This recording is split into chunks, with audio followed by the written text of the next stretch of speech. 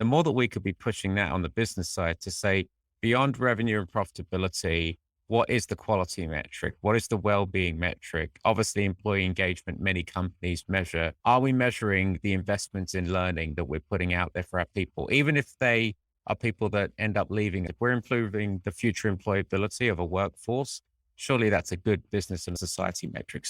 Don't conduct your analysis in isolation because data is so incredibly powerful.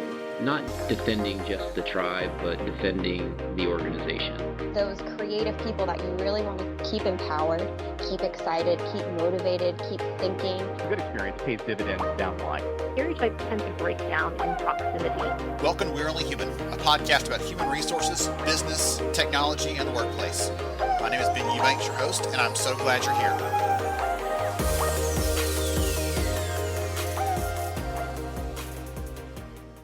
Hi, everyone. It's Ben Eubanks, your host, and I am really glad that you're here. I hope the teaser for the episode today got you thinking. I'm so excited because I get a chance to talk to Bhushan Sethi from PwC about some of the things that he's seeing in the broader market. He's an HR leader. He's a big thinker, and he'll bring in some different ideas and things from both inside and outside our bubble as people leaders to help us think about what's going on in the bigger space and how we can adapt and change. And one of the biggest concepts, listen for this as we're going through the conversation, because one of the biggest concepts that he mentions is this idea that we should be making no regrets changes.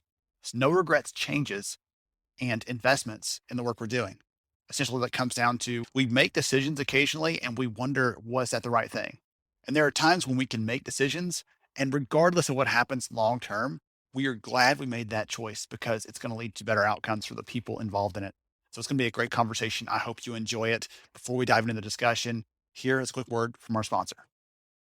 Today's episode is supported by Workplace from Meta. Everybody's talking about the metaverse these days, right? But Workplace from Meta is different. The clue is in the name. Workplace is a business communication tool. It uses features like instant messaging, video calls to help people share information on a day-to-day basis. Think Facebook, but for your company. It's part of Meta's vision for the future of work, a future in which your job isn't just something you do, but something that you truly experience, a future in which we'll feel more present, all together, connected and productive. Start your journey into the future of work at workplace.com/future. That's workplace.com/future. And now let's jump into the conversation with Bhushan Sethi for today's episode. I'm so excited to have you with us and looking forward to another great conversation here. We're going to be talking about the things that we should be prioritizing right now. We're going to talk about some of the things that your business leaders may need from you. You may need you to step up. They may need you to speak up. And so we're going to dive into all those kind of fun things in this discussion. And I'm so excited to have my friend here, Bhushan from PwC. We're going to dive into this conversation, and goodness, I'm ready to take notes myself. I'm so ready to learn from this. So welcome, sir. Glad to have you. Yeah, good to see you again, Ben. The last time you and I saw each other was at a conference in Bermuda. So hopefully the next time we'll see each other will be in person. Yes, that would be a tremendous treat for sure. It doesn't have to be somewhere as nice as Bermuda. I'll take anywhere, but I've been getting back out a little bit, and I bet you have as well. And it's been nice to see people face to face again. All right, before we get into some of the fun stuff that I'd love to grill you with, frankly, I think the questions I want answers to, would you be so kind as take a minute and tell the audience a little bit more about who you are and what you do before we do that, please?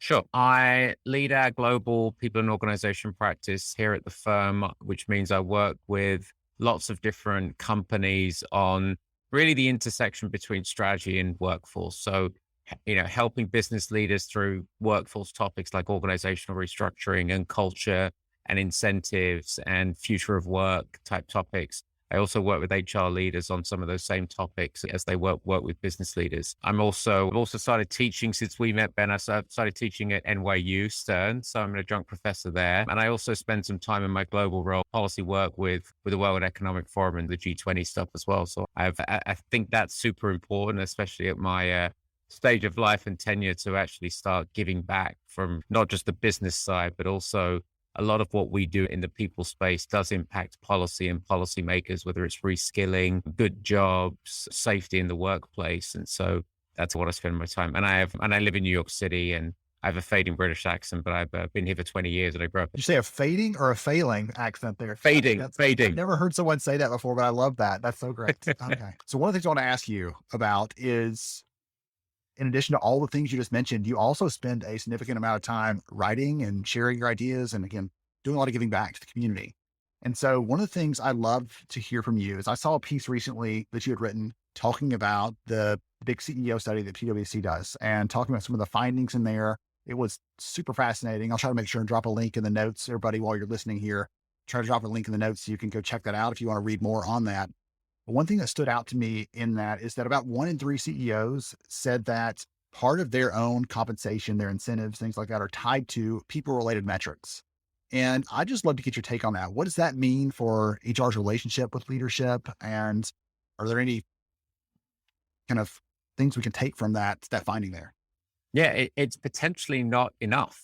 1 in 3 means 2 in 3 is actually not. Yes. And so the interesting piece around that data point is we really asked the question because we hear a lot about stakeholder capitalism and that we care about and we value different things. It's not just about analysts and financial outcomes. It's about customers and employees, et cetera, and about obviously increasingly things like climate.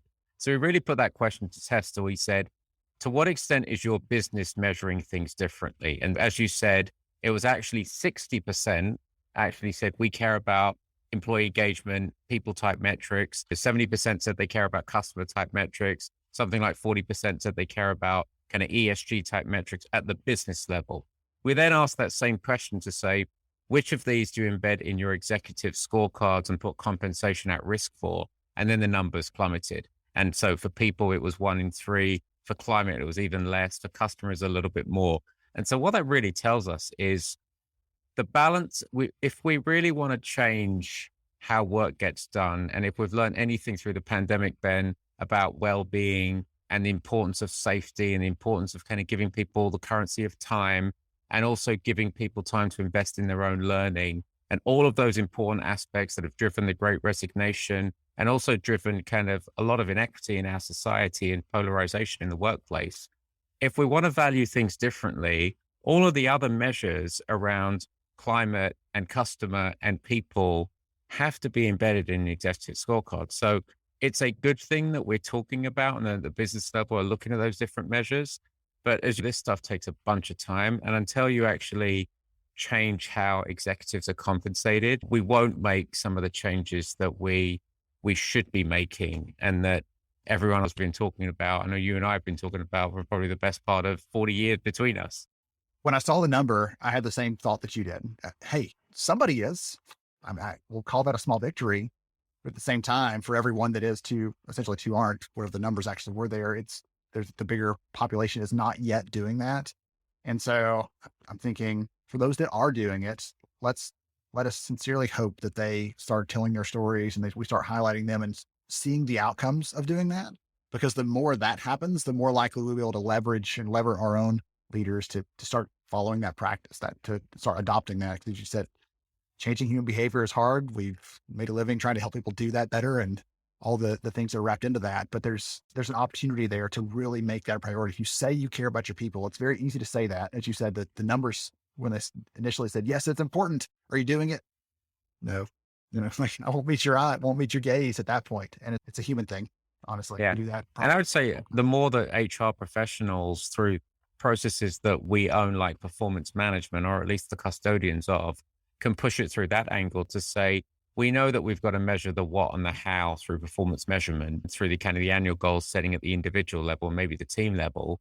But to what extent can we actually push the concept of a balanced scorecard, which is hardly a new concept? It's older than many people. It first came out in 1992, the balanced scorecard concept. The more that we could be pushing that on the business side to say, beyond revenue and profitability, what is the quality metric? What is the well-being metric? Obviously, employee engagement, many companies measure. Are we measuring the investments in learning that we're putting out there for our people? Even if they are people that end up leaving us, if we're improving the future employability of a workforce, surely that's a good business and a society metric. So the more HR could be pushing the business and finance and technology around the top-down balance scorecards, I think we could be in a better place. Will some of this has to be regulatory driven? Some of this has to be driven out of a crisis. I think the people measures, the measures around well-being and quality jobs are hopefully and safety are probably here to stay. But there'll be some others that it'll take some time for some of these ESG metrics to go mainstream unless we have significant kind of regulatory compliance changes.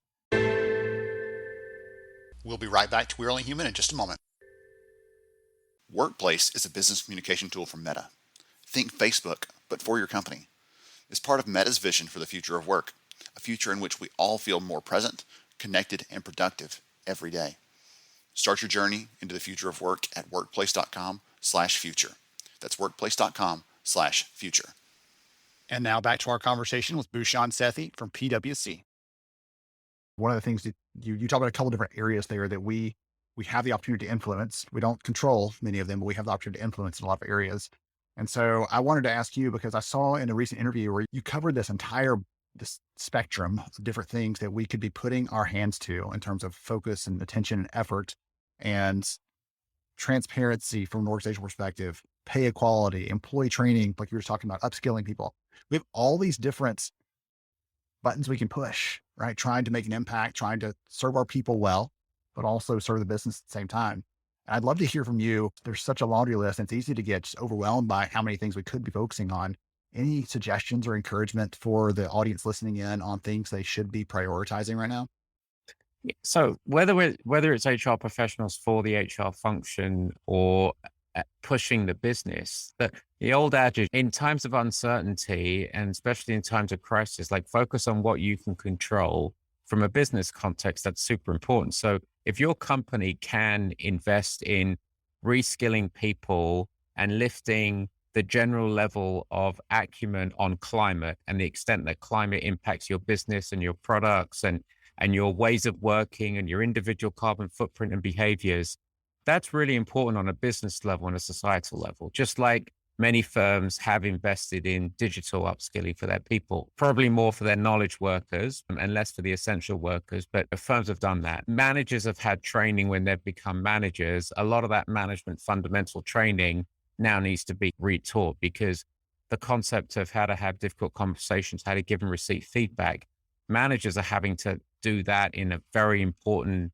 way, building trust in a hybrid environment in an inclusive way. And so the more that you can have some of these no regrets moves, things you can control, whether it be training for your organization, whether it be changing work schedules so that you can give people back more the currency of time, looking at your incentive models to say, are they balanced enough? So that's really where I was coming from, to say, where can HR professionals push the business to say, in times of uncertainty, people will remember these things that you do, having a clear narrative on how you're dealing with uncertainty, with rising inflation and interest rates, and how your revenue model might change and what that might mean in terms of potential layoffs, and how do you make those in a humane way with dignity to the extent you can, or can you protect jobs? So that was really the concept behind it. Focus on what you can control, have HR be the conscious and pushing the business to say, let's invest in our people. It's the right thing for our business. People will be more productive. They'll have long memories.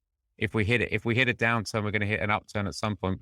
And it's an important point in terms of reputation, especially for those consumer brands and those where employees are also customers. Yes. But I love that concept of, I think you said no regrets, making no regrets changes there. I think that's a phenomenal way of looking at this, because there are some where we're not sure. Is there a payoff? Is there a payback? But there are some others, you're like, regardless what the outcome is here, we are going to make this decision, and we will make it again tomorrow if we could. I think that's a really impressive and powerful way to put that, because for the leaders out there trying to decide, there are times where you have to make a decision and you're thinking, oh, what does this mean for my job if it goes sideways? What does this mean for the future of our company? Is this going to, hey, you know what? In some of those cases, even if this doesn't pay us back immediately and we see the media returns and everyone's cheering our name on the streets, our people are going to be better off and their families are going to be better off because we made that decision. That's an incredible place to be. Wonderful. Okay. For the last thing I want to ask you is, one of the key things we do here at HR Summer School is we try to not just educate the entire population of amazing HR leaders out there, but also to give them some encouragement, some inspiration. And you get the opportunity to meet with and talk with so many different companies and see all these amazing things. And I was hoping, if you have any words of encouragement or inspiration for the other leaders out there that are, honestly, they faced some of probably the toughest times that HR's ever faced in the entire history of the workforce in the last couple of years. And so the data coming out saying, hey, burnout's high, but among HR leaders, it's even higher than average in some cases. And so I was hoping you could give them some words of encouragement or inspiration for what's next. And that way they have the energy to go do it. Any Yeah. thoughts? So I would personalize this to say, like, why is it we do what we do? Why I do what I do, and I'm in a privileged position, working in a large organization with lots of different clients, and I have time to invest in learning and giving back. Like, why I do what I do is because I want to be helpful through my talent, my time, and my ability to help companies make their workforces a better way, a better place, a trusted place, better for their business, better for society. The more that you can remember why we do what we do. So if you're an HR professional in an industry, is it because you're trying to represent the voice of the employee? Is it because you're trying to drive more equity in your organization?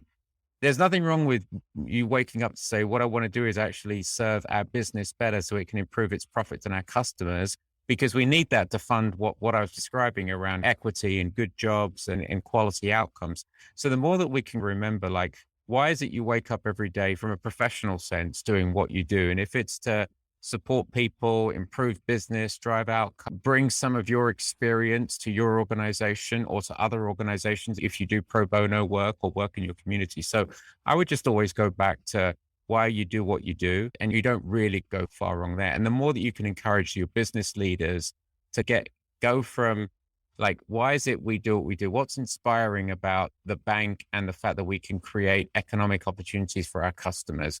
What is the fabulous opportunity if you work in tech that you can actually connect the world and bring kind of information? If you're in manufacturing, you bring products that delight people. And so just connecting back to, like, why is it you do what you do and how you can encourage the business, because that's the important stuff. Everyone's frustrated and burnt out and challenged, and we have so much polarization in our society, Ben. But if you focus on that, you'll remember that there's a ton of value that you can add on the HR side, whether you're in HR or if you're a business person taking on the people issues for your function. I love it. That's incredible. I was like, that's a master class in finding your purpose and your why, essentially, right there. That's that one answer. And it may be different for different people, and that's totally okay. I don't think there's one. It doesn't have to be solving, world hunger. It can be something like, I want economic security for my family. I want my kids to be well educated, and that's why I do what I do. It could be many different things. Yes. And I do think HR professionals, Ben, are in a prime position now. You and I have been doing this for a while. This is the time where every conversation I have with a business leader comes back to, my leadership are not ready. We don't know how to be inclusive leaders. We don't know how to build trust in a hybrid environment. What about the inequity of the people who don't come into the office as often? What does this do to my DEI agenda? They're all people issues, and they all impact our clients' ability to grow and to be in business and to innovate. And so the more that we can do what we've been trying to do for years to connect kind of business and people issues and be that strategic partner, I think that the moment is now. I think there is despite some of the stats are probably better than they were in years past, I think there's a big opportunity. So if everyone else has enjoyed this as much as I have, what is the best way for them to follow you or connect with you? You could follow me on LinkedIn or Twitter. We could include that in the show notes. Check out some of the thought leadership that we've issued at PwC in the research. But I'd also just say that there's a lot of good research out there on these topics. The more people can stay current and engage in the debate. This isn't just about sending out research. There's a ton of great research from lots of different firms and people. I would just say, try and consume it and engage in the debate. And the more we can try and address some of these big problems together, I think that's why I participate in things like this, because I think the collective brain is so much more stronger than the individual. All of us are smarter than any one of us. That's an easy way to put it. Amen. Okay. Wonderful. Thank you again so much for joining us. I appreciate your time and your expertise and your passion for what you're doing. It's incredible. Thank you so much.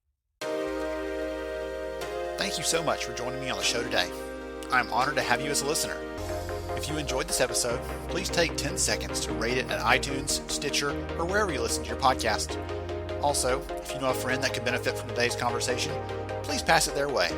After all, a rising tide lifts all ships. To see show notes, sponsor information, and our full show archives, visit onlyhumanshow.com.